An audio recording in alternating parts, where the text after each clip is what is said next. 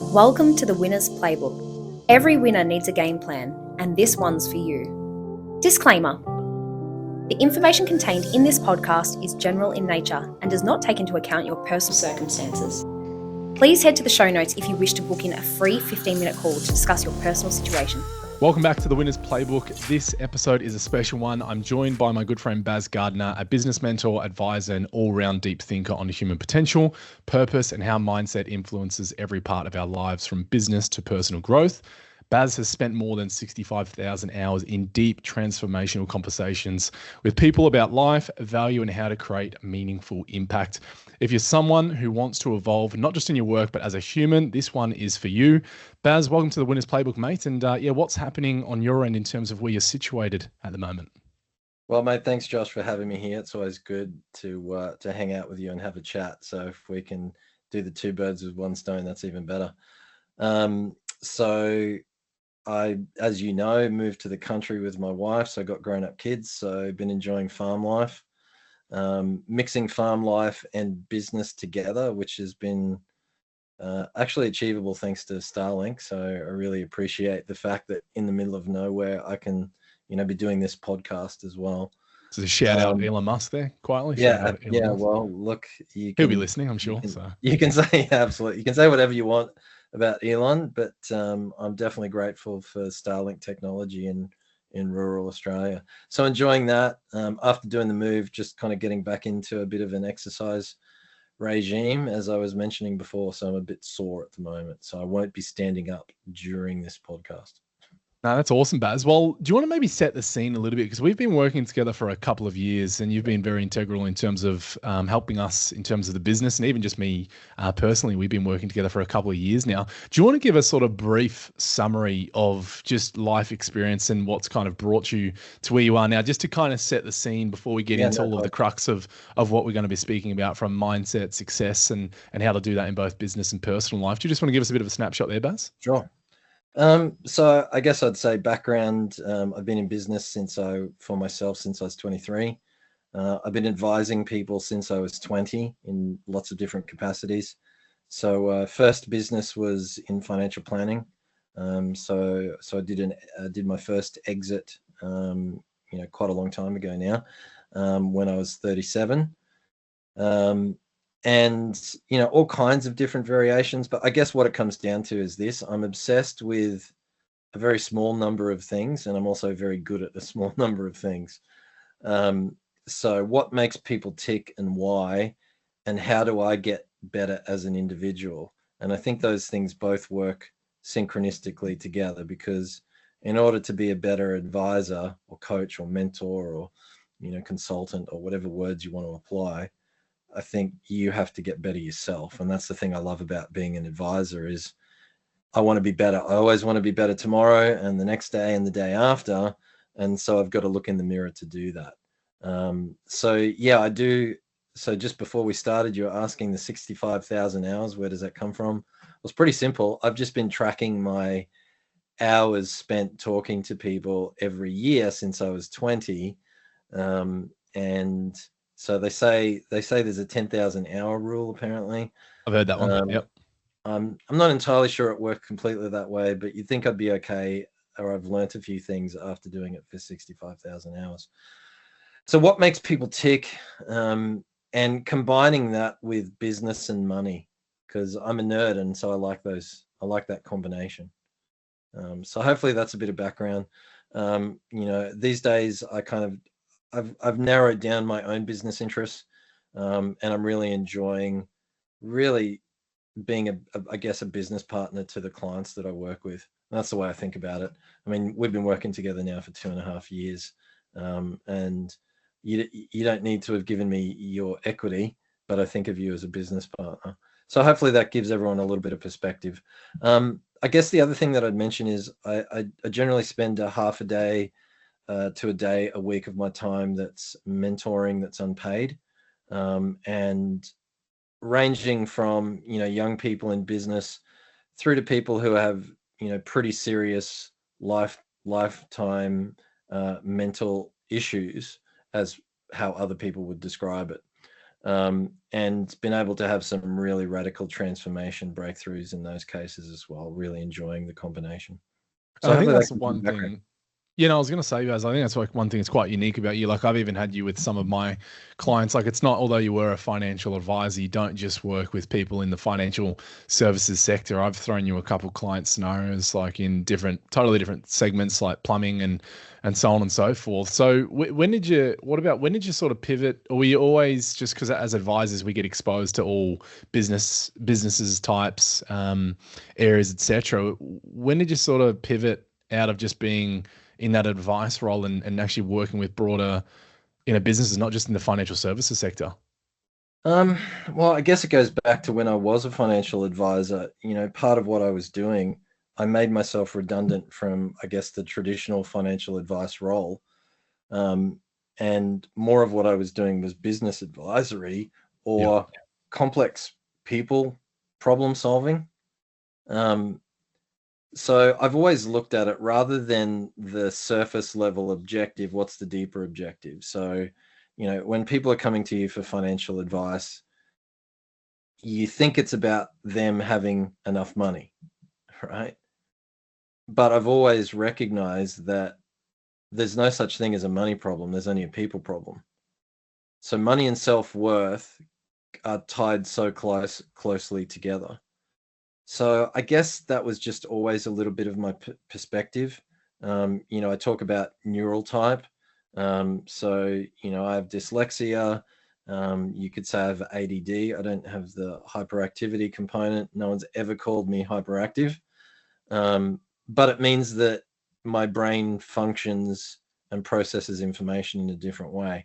So I guess I'm lucky in the combination of life experiences, etc., that I was never focused on the financial outcome, but the human inputs. So there was no real pivot. And as a consequence of that, I've advised people with all kinds of different positions, circumstances, and pretty much every business, you could imagine.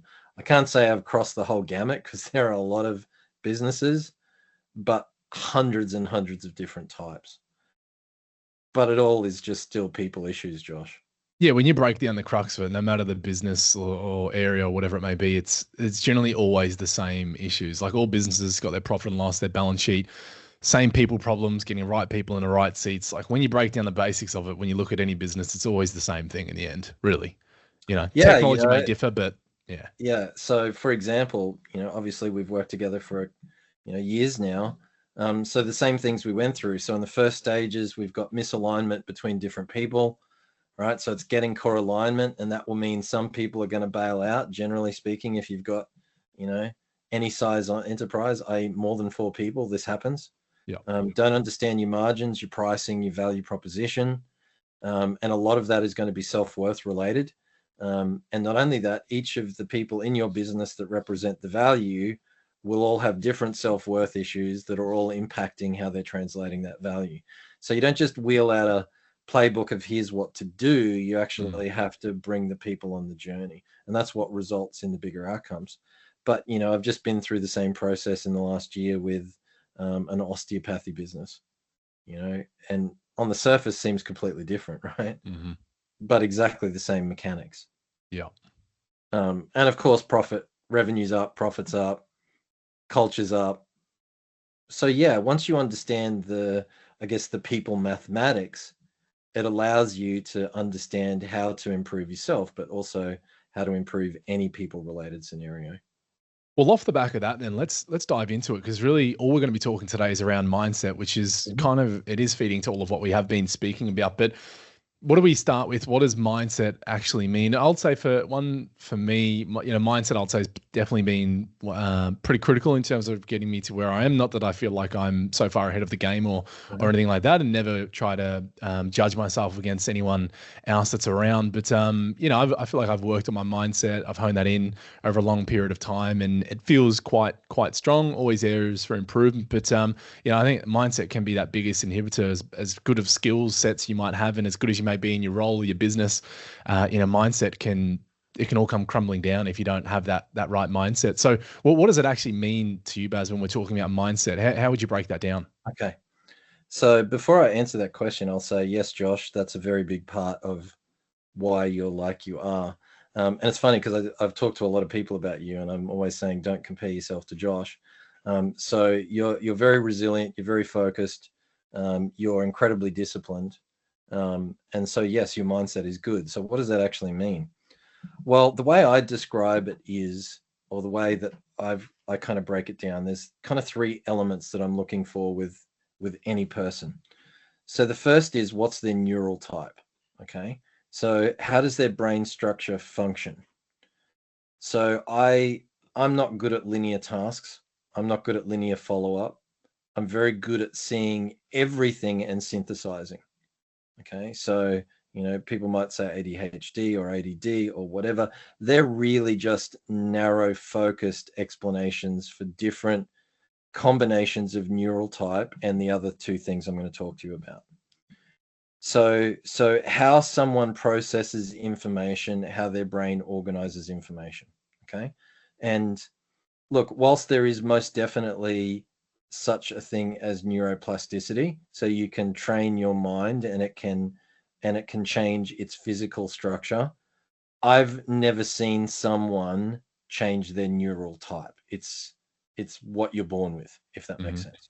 Sure, So you can move it one way or another. And I would use the gym as an analogy, right? So if you're an endomorph, for example, you have lower metabolism, and you're already born reasonably big, then you're going to be able to put on much more muscle than someone who's very lean, has a very fast metabolism. So both parties can get fitter, get stronger, and the same applies to neural type. Okay. So the second component is, I'll call it base code. And that's the nerd way of saying who you really are, the core you. Okay. Well, if you break it down, who is this person really? Removing all of the layers. Well, what are the layers? That's the third part. And that is your programming. So what programs have you adopted in your life? What beliefs, what ways of measuring yourself, how you handle yourself, and your experiences. So all of your experiences get stored in your subconscious, in your memory centers, and that forms a pattern recognition response for behavior. So every experience, every advertisement that you see, every newscast, everything is programming you. So you have neural type, the base code, who you really are, and then the programs that you're running. And the combination of those three things determines your mindset. Okay. And to answer a little more specifically how people would normally think about this, they normally think about a positive or a negative mindset. Yeah. So the way I would describe it is, it's a lot more nuanced than that. It's the degree to which your programming is in conflict with who you really are and your neural type. So if you're in conflict, you're not operating efficiently. So you're spending your energy internally and therefore aren't able to create with it externally. So a positive mindset means enough alignment that you're getting things done that match with what you want to do. And a negative mindset means that you're wasting too much energy and you're being ineffective. At least that's a simplistic way of looking at it. Does that make sense? It does. And I'm just thinking with the programming side of things, even reflecting on my own life and having an older brother, both growing up in the same household and so on and so forth. Do you want to unpack that? Because that's the thing I've always thought about is that programming, it's like nature and nurture and where you, like you said, you pick up your mindset, and there is a genetic aspect to it, but then there's also the things you see and feel and the people you hang around that sort of helps forge that mindset. Is there a point of which, is there an age that you would say, like most people generally have their mindset sort of set in stone? I personally don't feel like mindset's ever concrete, like it always can be changed. But I guess maybe talking to how important is it, growing up and talking about the environment that you're in. Like, does the environment have a big impact on that mindset and parents and upbringing and so on? Absolutely, no doubt. And a big part of it is just I mean, we all go through trauma, right? And whether that's, you're abducted as a child into a cult and abused, right? And I'm just using extremes of, people I've talked to. That's definitely one of the most extremes. And I won't kind of share details because that's a bit outside of this podcast. And then that person, dealing with that well, but also dealing with it exceptionally well, 20 years later, and turning that into, the perfect framework for, being in alignment. So part of my answer is we all have trauma. How we dealt with it and the baggage we took from it is determining the programs that you are building on top of. But the programs that you were running before you experienced the trauma is also going to determine how you process the trauma itself. So in other words, nature versus nurture, they're both play a role. Okay. There's also choice. Yep. Because you could have exactly the same situation with exactly the same preconditions and programming delivered to two different people, and one might move left and one might move right. Yep. And the person who moved right, that decision might then make the basis of the framework of all of their decision making going forward. So is it locked in fate? No. Is there an element of fate? Yes. It's a combination of all of those things, but choice still exists. Yeah. And so mindset's never necessarily locked in. If it was, I wouldn't be doing what I'm doing, because, even with a lot of your team that we've worked with together, right? Well, we've seen major performance improvements because we've been able to figure out, well, what's the misalignment, and then help that person to create a new alignment, and then behavior changes, energy changes, and so does outcomes. So mindset isn't locked. I will say, however, that in my experience, and I look for this, and I won't go into the mechanics of trying to explain that because that would take multiple podcasts in itself. But there is scenarios where I will find people and they have 3 or more prime level programs that are all mutually reinforcing. And in my experience, where I see that, I've never encountered change, and I've never been able to coach someone through that change. But I will say choice is still a precondition for that. Yeah. Because if you decided to make the change and were committed to it, even in that scenario. So if you have someone who will say they want to change, but they're making a choice not to, and they have those 3 conditions, then yes, I've never seen that change. Or another way to say it is, I'm sure everyone listening to this has met people that are, at the same level they were 10 years ago, and they'll be running the same crappy programs probably when they die. Yeah. But it doesn't have to be that way. It's still choice. Yeah. Well, as much as I want to jump into that rabbit hole, we'll have to save that for another podcast, of course, because it's a lot of heavy stuff to unpack. But if we dive into then talking specific for, like, a lot of the work you've done is mentoring business owners and professionals, what is the most common mindset block that you typically see repeated over and over again that's holding back professionals or owners, business owners? Look, great question. And there's so many common things that I see in all circumstances, but I'm going to, I could probably break it down to the top 10, but I'm going to boil it down to the one summary issue for everything. When I said prime level, it's kind of the degrees to which, the program operates and influences the sub programs beneath it, as a simple explanation. So the number one thing is we're only ever operating out of, as I see it, love or fear. Okay. So love is acceptance, and the ultimate form of love is self-acceptance, right? Fear is the questioning of self. Am I not enough? What am I? What is my worth? So any actions that we take, it boils down to one of those 2 things. So if you're thinking about misalignment of mindset, it has to be fear-driven. Okay, because if you're in acceptance, you're just being who you really are, then there's no misalignment. And fear is what causes us to separate from that. So what I would say is it's a self-worth issue. So number one, what do we attach our self-worth to that is external to us and therefore something we don't control? So if your self-worth, and this is what 99.9999% of people are doing, they have a significant portion of their self-worth attached to external factors. So what other people think of you as an umbrella term. Well, you don't control what other people think of you. And in some cases, what you think of yourself. That was a bigger issue for me. So I'm much more inward reflecting, but that negative voice, the fear voice that helps you be aware and is required for consciousness isn't you, it's part of the experience. Mm-hmm. So it's also none of your business what someone else thinks of you, but it's also none of your business what you think of you. Because when people are worried about what they think of themselves, it's that fear voice they're referring to.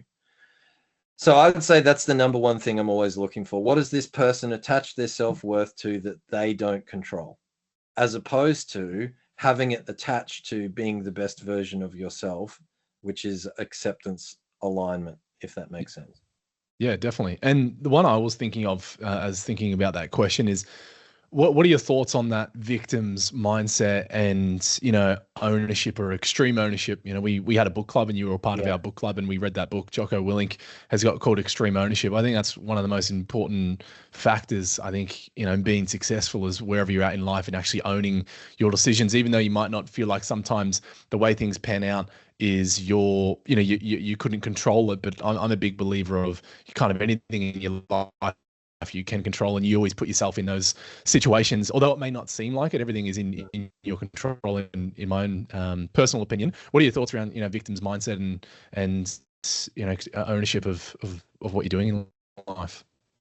Look, great question. And I would say if I was coming one step down between self-worth, it's then whether you have personal responsibility or not. So the way I would describe it, so what I would say is that there's two belief systems, primarily belief systems you can run, right?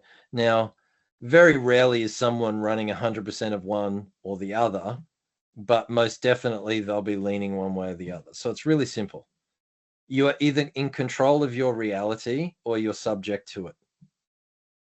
So in other words, everything that happens in your life, you have influence over and is therefore your responsibility. Or you have to deal with everything that's happening around you and therefore you are subject to it. Now, what I say to people is really simple. Whichever you believe is true. So it's not about objective truth, because the objective truth is simple. Whichever you believe is true. So if you believe that every negative experience is a lesson for you, giving you exactly what you need to become a better person, to take ownership of your life and to move forward, then that's exactly what you will do, which means you never give up control. So having a victim mentality, and it's one of the things I find scariest about our current, kids generation, is that the government's not looking, the government has no responsibility for you. No one has responsibility for you. As soon as you say other people are responsible for what my life condition is, you've given up your power. So it's not up to governments. It's not up to whether your favorite political party or sporting team or whatever else. They are circumstances around you, and adversity is only a guide. So yeah, I'd absolutely say, if we're recruiting, and we've talked about this before, because obviously it's the two things that I'm looking for, right? Does the person have primarily personal responsibility? If they do, you can coach them. Any other issues in programming you can generally resolve. But if they don't, it's very difficult. And the second one is delayed gratification. So if you have a victim mentality and you don't have delayed gratification, then you expect and want everything now, and you're relying on other people to give it to you, which means you're wanting, but without power. So on the flip side, if everything is your responsibility and you are willing to accept delayed gratification, I will do the things necessary now to create the value conditions in the future so that I get what I want then. So really, if I was to say, if I'm looking for someone to be successful, and I remember you approached me from my social media in the first instance before we met, and I'm always looking for that stuff. And I think it took me 10 seconds of our first meeting to recognize that you had both personal responsibility and delayed gratification. So for those employers out there, they're the two things that I'm looking for primarily in recruitment. And for those of you out there wanting to know, how can I be better? Ask yourself, how far are you away from those two things?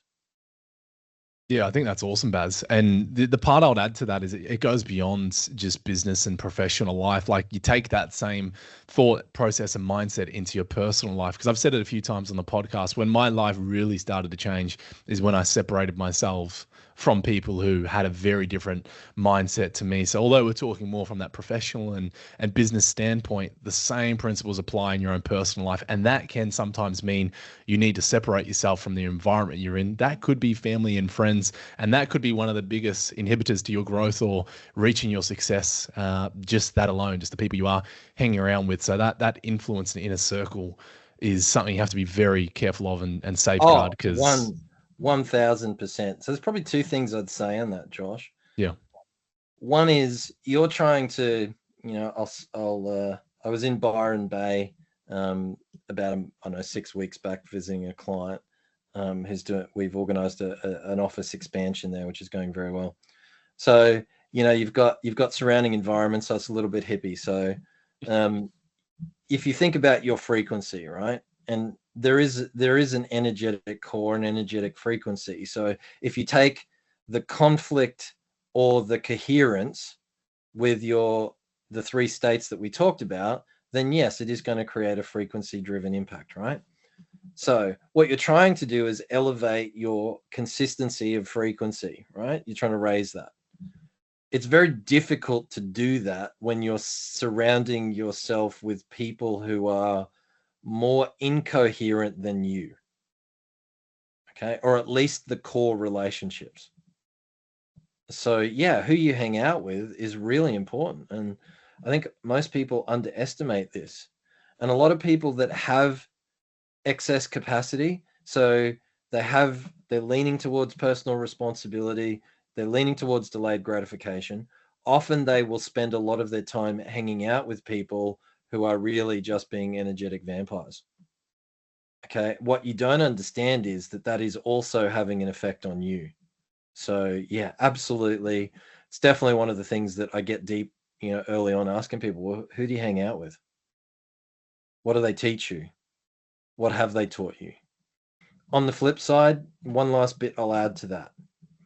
Because I believe that any negative framework is a lesson for you, my advice to people will generally be, don't bail out on the relationship until you have left it being the best version of you.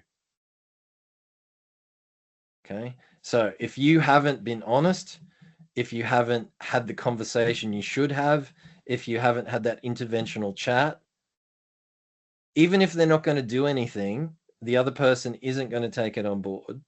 If you want proper closure from any experience, make sure you leave it having done the best thing. Same thing with a job, if you're a business partnership. Well, have you been the best version of you yet? And if the answer is no, well, then here's the steps you need to do that. And then if you don't get what you want, that's when you exit.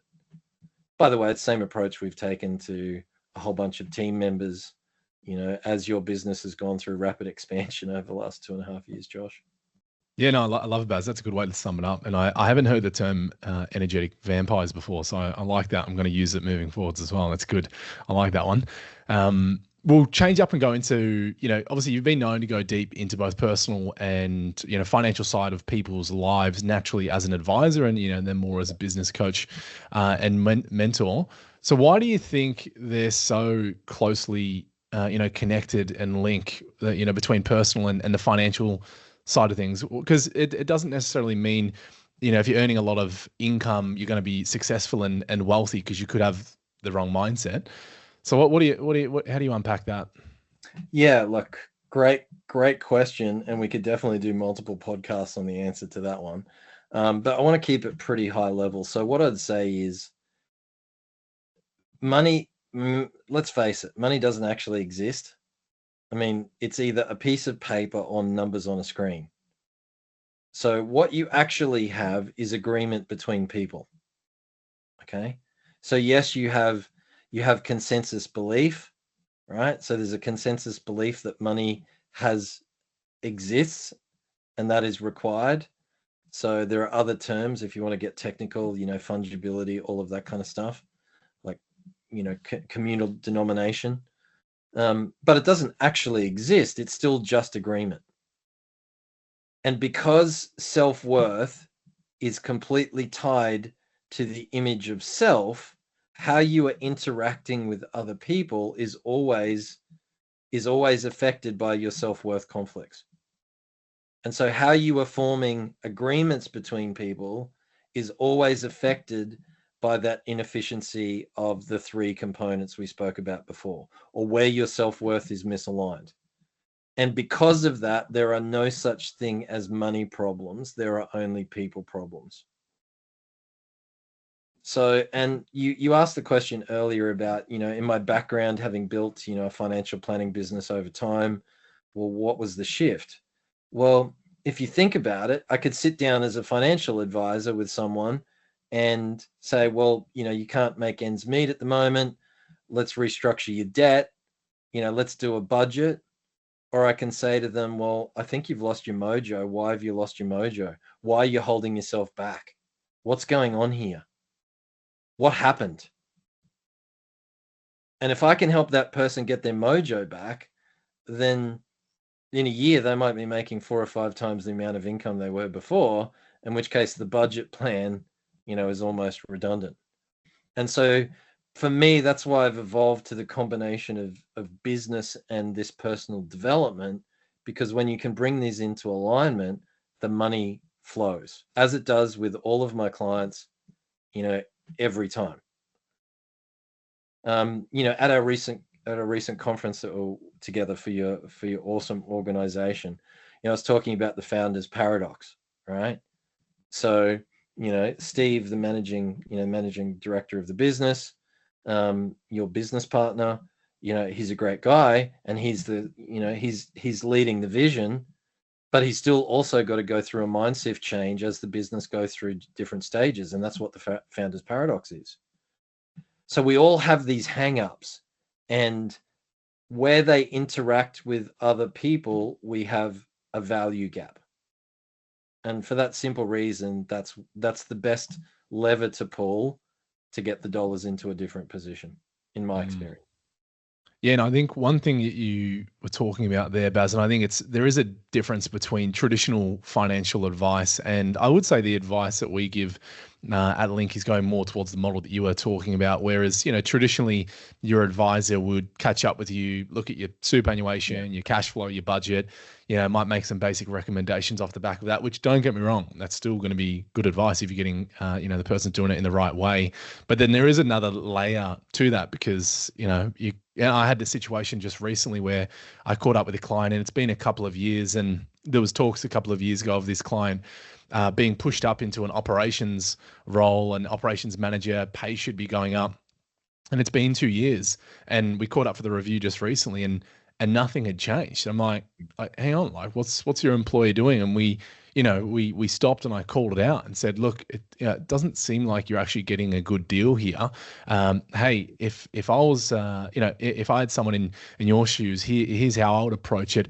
Coming from a boss myself, I suppose, like if I had someone approach me and frame it in this way, this is probably a good way to do that. And I think that's the difference between a good and a great advisor. Is the real good advisors are willing to go a lot deeper than just that traditional financial advice. And I tell clients, like, I'll get as much involved in your life and give you my perspective and opinion on whatever you want. And then part of being a good advisor will be like what you do, Baz, is sometimes telling people things they don't want to hear. Yeah. And that's a really important part and an aspect of financial advice when you're doing it the right way, I believe. Oh, I totally agree. I mean, we're obviously on the same page on that. And certainly for someone who's been, doing this for a long time, watching your career growth, but also watching your improvement as an advisor and seeing that mastery coming in at, a pretty young age. It's impressive, Josh. But yes, and this is the thing I love about giving advice to other people. In order to do that, you have to overcome your own hang-ups, right? Well, who am I to talk about, what if I ask those tricky questions and they get offended? What if I actually point out what they're really doing to themselves? I'm not supposed to do that because they're my client and I'm supposed to please them. Well, are you supposed to help them get what they actually want out of life, or are you supposed to please them? But you've got to let go of your own fear of self-image in order to be able to do that, with a client. And that's a perfect example of what we're talking about. So, but this scales, and this, to answer your earlier question, the same issues scale to any business in any circumstance. So anyone I've ever looked at, well, why aren't you doing it this way? Oh, because people won't accept it. Well, no, that's your fear speaking, not reality. Yeah. Well, why aren't you charging for this? Oh, because we haven't. Well, what you're saying is you're afraid of rejection. Mm-hmm. So yeah, it comes back to the same thing. There's no such thing as money problems. There's a people problem. Yeah, I think that's great, Baz. And, I think we've already touched on the next part I was going to go into in terms of if someone is listening and they're actually feeling stuck or lost, what's the first mindset shift they can make? I don't know if you can maybe answer that from a different perspective, or is there anything more you would add to that? Like, where's the first place we go? Well, I guess the first thing is to say, well, what do you really want? And how are you really acting? And are you willing to set your ego aside, which is your defense, your fear-driven defense mechanism? Are you willing to set that aside so you can answer it honestly? I personally think, and one of the reasons why I love advice myself and advice businesses is because it's honestly difficult to see where you're in conflict between those three things we talked about earlier. So neural type, who you really are, and then your programs. It's like the analogy of how do you explain to a goldfish that it's in water? How do you explain it to it, right? Because it's around you, you can't see it, you're used to feeling it. So it's the same thing. It's very difficult. So I guess the first bit of advice that I would get is, really, who are you hanging around with? Because they're probably dragging you backwards, right?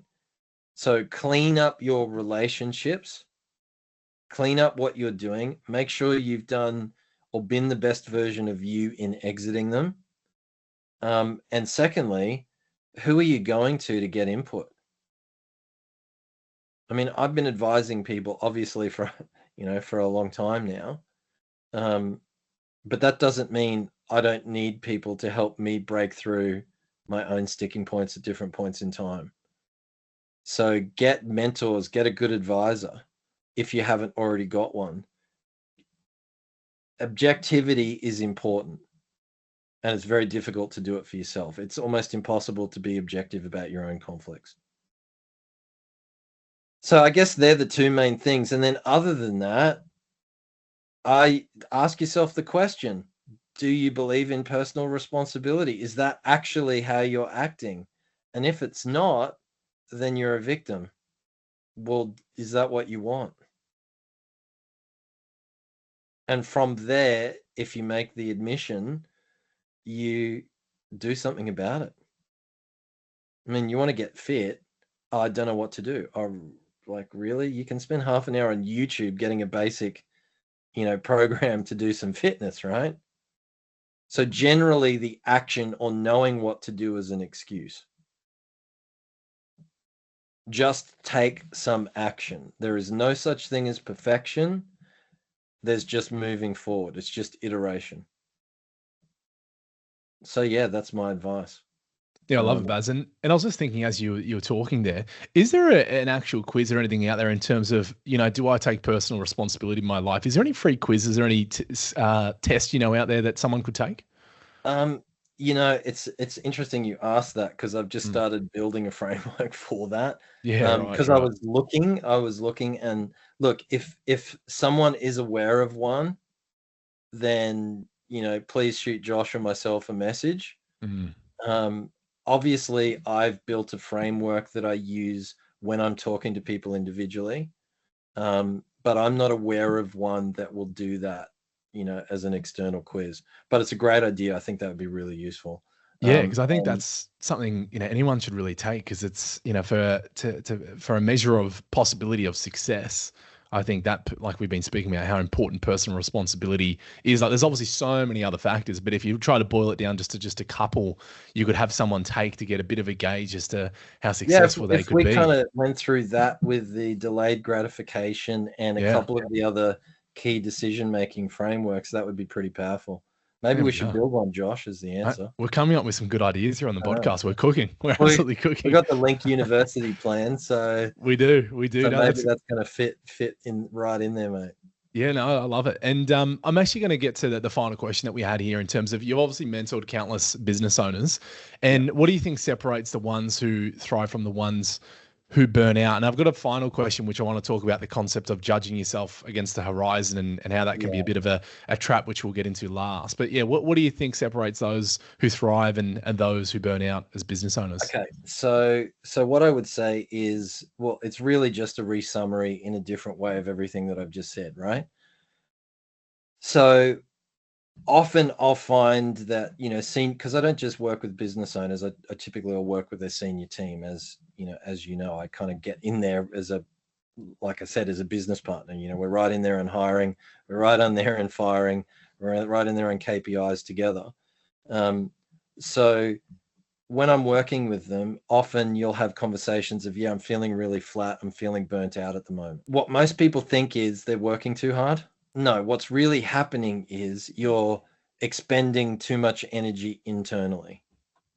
So the conflict between neural type, your base code, who you really are, and then your programs that you've accepted and adopted, whether consciously or not, it's the conflict between those three things and your circumstance.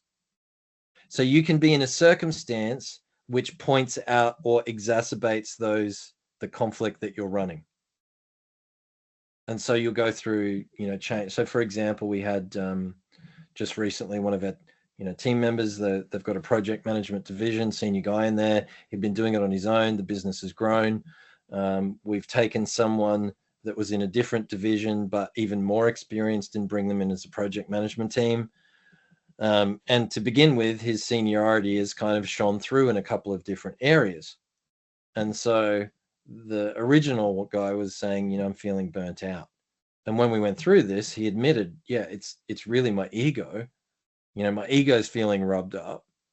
And so in recognizing that, he went and sat down with the new guy, and they had a conversation about it. And he was able to deal with his ego. All of a sudden, he's not feeling burnt out anymore.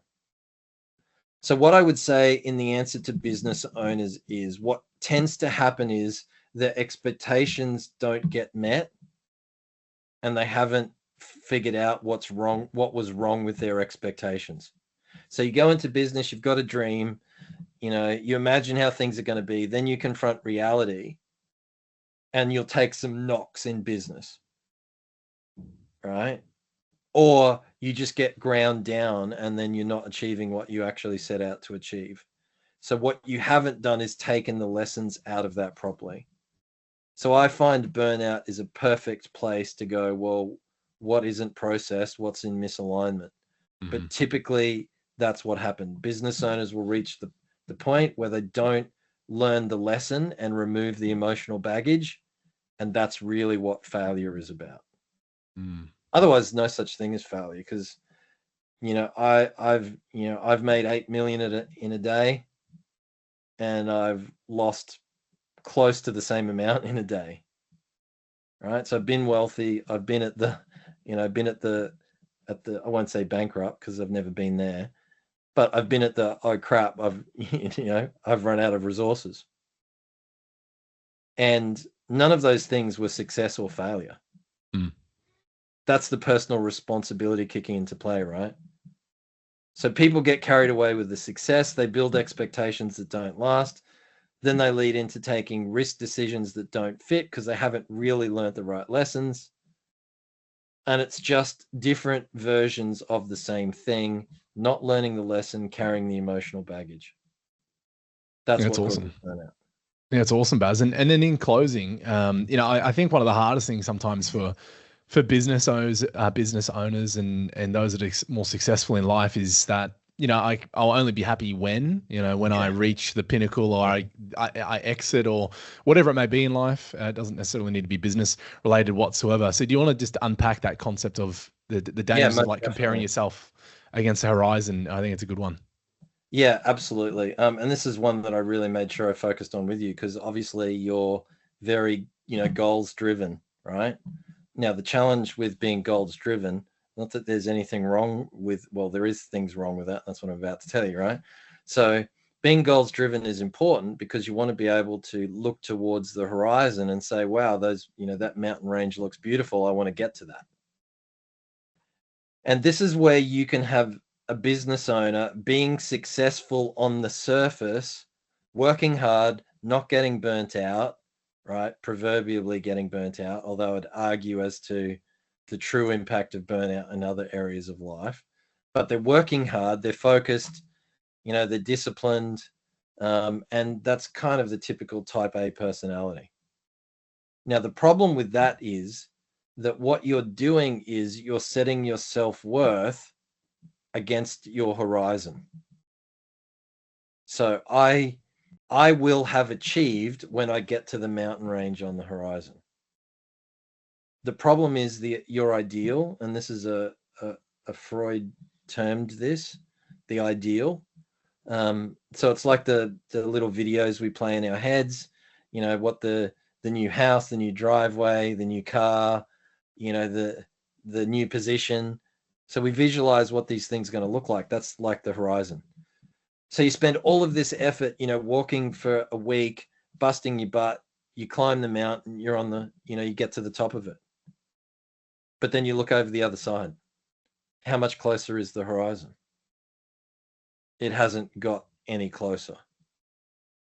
So I typically see this as actually one of the bigger failure points with the kind of business people that I deal with, because they're already successful, right? They're looking for my help to, take it to the next level, build better teams, do all of those things. Well, often if we then look at their lives, they're not able to relax. They're not really ever relaxed. They're not really ever present. So they're not getting to enjoy what they're accomplishing. Now, that is a program. It's not a personality trait. I don't care what anyone tells you. It's a program. So part of what I would suggest is reprogramming your subconscious so that it supports you in not measuring yourself against the horizon, but against how far you've come. So in other words, it's great looking towards the horizon to set goals, but never measure yourself against that. Turn around, look back, and measure yourself against how far you've come. Okay. And if you can do that every day, you will reprogram your subconscious to support you in that. That also helps with personal responsibility. Because if you turn around and you say, well, all of the things I was looking towards, I didn't accomplish, but actually what I accomplished was failing on all of them, and recognizing there was a lesson in all of that, which I'm going to take on board. So my accomplishment was the failure and the lesson I've taken on board. So if you do that, you're reprogramming your own subconscious to support you in having personal responsibility. But it's also going to support you in, smelling the grass, so to speak, that, taking in what you've actually accomplished and enjoying it. Yeah, I love it, Baz, because really the way I think about that is the fun in the accomplishment is really on the journey, not the destination. And when you get to that peak, and I had sort of peaks and troughs in my own life, even use an example of like finishing uni is like always exciting, and you do your degree and it's like, oh, it's going to be the best when I finish my degree. And then it's like, you do that. And then the next day it's like, all right, now what? Like it's over that quick. And I think the same happens for businesses. And I can even talk from speaking with business owners. I've spoken to a few lately that have done some big exits, and then they left the business and sold, and then were actually lost because they what now? What now? And I think there's so much to be said, and that's something I definitely think a lot around in my own life, is just where we're at as a business and what I'm doing in my personal life, and then what would life look like after business. I think is important to understand, because it's not always going to be the same mountain. I don't think about it like that. Like there's definitely a mountain, there's a destination, but then you got to find that next mountain, and that may not have anything to do with monetary wise or business. It could be something completely separate to it. I think that's so long as it's about you. In order to feel, so there's a couple of preconditions to what I would say is living an awesome life, right? I'm not going to go into all of them. But fulfillment and feeling of movement are two. So probably the most important two. So fulfillment. Firstly, you can't be fulfilled delivering value to yourself. I don't care what anyone says. If they're trying that, they're actually in internal conflict, right? So they're hurting themselves. If you try to take at other people's expense, you are damaging your own awareness, consciousness, and life experience. You might make money, but at what price? Not one I would certainly pay. So if you think about that context, fulfillment can only come from the value you create for other people. Okay? So that's number one. And then the second aspect is, are you being present, and are you actually making time to enjoy the moments that you're having? Right? So fulfillment and being present. And people bring this back to steps further to purpose, etc. Yes, that's true. And so the standing still and measuring yourself against what you've accomplished actually leads to what I would summarize the second point is, and that's growth. So I'm saying standing still, well, how's that growth? Well, no, I mean being present and recognizing what you've accomplished. So if you have fulfillment and the feeling of growth, you will have mojo, you'll be in your zone, life will have a zest, you're able to then bring everything else into alignment. You've got the power to do it. But if you're not being fulfilled, it means that you're not delivering your value to others in a way that is in alignment, or you're not measuring your self-worth in that correctly. Okay? And if you're not feeling like you're growing, or you've got something to move towards, then yes, you'll lose energy, you'll lose cohesion. And so what you're describing is someone sold their business, maybe they were type A personality, and now they're in a gap because the crutches that were propping them up are now removed. Mm-hmm. Well, what is your purpose? So purpose is just, how are you supposed to deliver value to others? So my purpose is to help people be themselves. So any business I start, run, sell, whatever, it's always going to be in mind of, how is this taking me towards delivering that value of helping people be a better version of themselves, be themselves. And so now if I sell a business, change a business, and I've done that many times now, I don't feel that drop of cohesion. I did the first time for a week until I figured out why. So if someone out there sold your business and you're feeling stuck, Well, firstly, you can hit Josh or I up if you've got questions. I'll always try and make time for people. And I think that's one of the things you talk about with, entrepreneurs organization, and you associating with other people. They give you time and you give time back. Well, that's giving value to people. That's kind of sharing the love, which I think is important as a business owner as well. Yeah, no, I love it, Baz. And look, we'll bring it to a close, and we're definitely going to have to tee up some more podcasts and we can hone into other areas. And you've obviously done a lot of social media, and you've got a YouTube page where people can crawl through the archives and find, you posting 10, 15 years ago, because you were kind of quite early to the space. And, that's where I found some of your content originally, but I definitely always enjoy our conversations, Baz. I always learn a lot from them as well. And, you're super honest, open, and the way that you think is definitely something I really appreciate. The way that your thought process and objectivity is definitely something that's helped me a lot in my own life as well. So I want to thank you again for jumping on, Baz. And Absolute if anyone... pleasure. Yeah, thanks, Baz. And anyone getting value, of course, hit follow, leave us a review, and share with someone who's maybe ready for a mindset upgrade. And I know Baz is not putting an open invite for anyone to hit him up that's been listening on the podcast. But if you do, I'm okay with that. So LinkedIn is probably the best way to reach me. So I just do this magic thing. If you've got the courage to ask me a question, then I'm gonna have the effort to give you an answer. So yeah, it is an open invite. Well, there we go. We're throwing an open invite out to all of the listeners. So track Baz down, although you won't be able to see him probably in person because he's up very north on his. How many acres is Baz? Is 100 plus acres? It's 334, I think, is the or rounded slightly. Amazing. So enough for us. Pretty small in terms of, if I was running a real commercial farm, that would be small here. I'm not. I'm a pretend farmer, so I gist. So someone else does the work, so to speak. I sit here talking to people. When you were chatting before, Baz, I am sure I heard a rooster in the background. Is there a rooster nearby? You did. Yeah, I just wanted to. Did. I'm sure there was a rooster making some noise back there. So just wanted to confirm that was a rooster. we have cows and roosters and goats, and we don't have any dairy cows at the moment, just because I travel a bit and.